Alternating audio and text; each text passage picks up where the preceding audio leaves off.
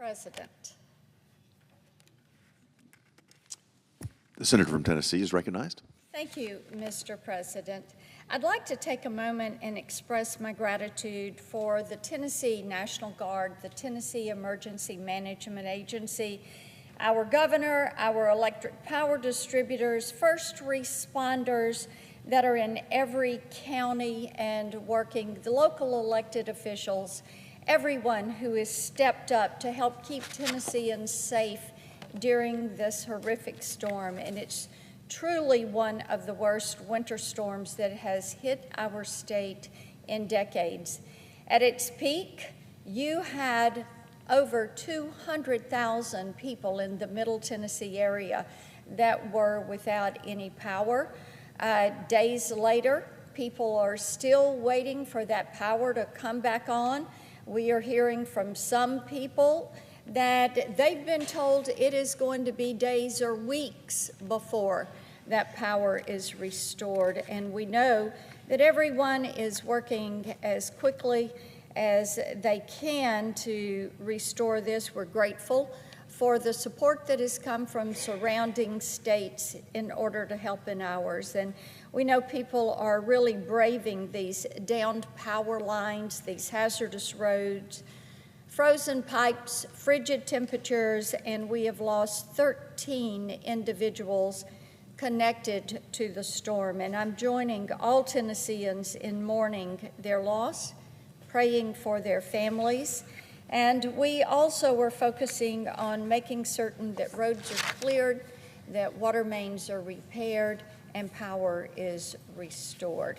I'm continuing to get updates from mayors across our state, and especially there in the mid-state, and so grateful for the President Trump's swift approval of Governor Lee's emergency declaration request so that we can get our state the resources that we need. And as we recover, I encourage everyone to stay off the roads, stay home, be mindful of all the recovery crews that are out working, and to stay safe.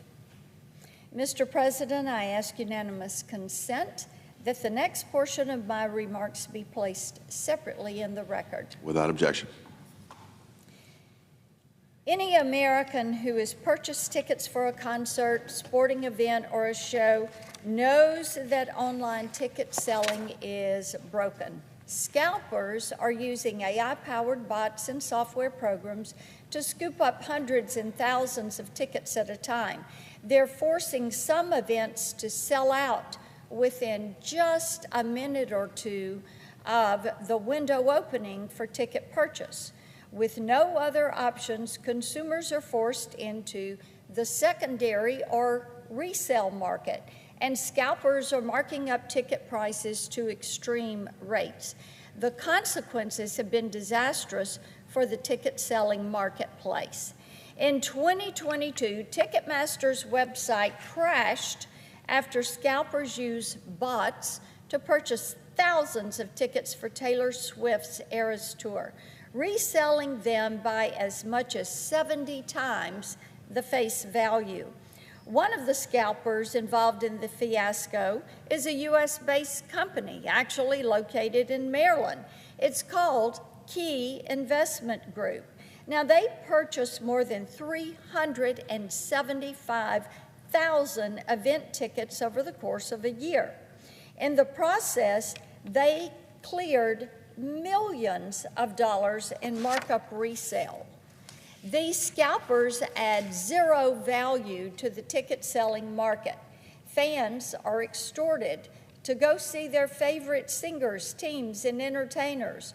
Performers do not see a dime of the money that these bots and scalpers are skimming. And this practice is illegal. In 2016, I led the enactment of the Better Online Ticket Sales Act, or the BOTS Act, which prohibits ticket scalpers from using software to purchase high volumes of tickets. Yet, under the Biden administration, the FTC rarely enforced the law, and scalpers like Ticketmaster turned a blind eye and bypassed the safeguards to prevent mass ticket buying. In some cases, the company allegedly engaged in bait-and-switch schemes with scalpers to drive up the ticket price. Live Nation, the company that owns Ticketmaster, even allegedly provided tech support for scalpers by helping them aggregate tickets purchased from multiple Ticketmaster accounts. The reason? It's simple. If Live Nation enforced its ticket purchasing limits, then Ticketmaster would lose $220 million in resale revenue. But by working with the scalpers, it was able to collect fees at 3 different points in the purchase and resale process. This extortion of the American people is inexcusable. That's why Republicans and the Trump administration are demanding accountability from ticket sellers and cracking down on the fraudsters. In September, Senator Lujan and I sent a letter to Live Nation's president demanding answers about his company's abusive practices. And yesterday, I chaired a hearing from the Senate Commerce Committee on Consumer Protection, Technology, and Data Privacy on live performance ticket sale practices. We had the opportunity to hear from Kid Rock, who explained how bot scalpers harm the entertainment industry. I also questioned a representative of Live Nation who had no explanation for why his company is putting fraudsters ahead of hardworking Americans. Thankfully, the FTC under President Trump and Chairman Ferguson have launched several enforcement actions under the Bots Act, including against Live Nation, Ticketmaster, and scalpers like Key Investment Group. Unlike the Biden administration, the Trump administration is enforcing the Bots Act as it is intended to hold accountable both ticketing platforms and scalpers.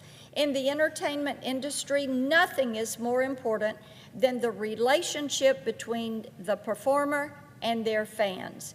With the exploitative practices of these scalpers and Ticketmaster, bot-powered scalpers threaten that bond.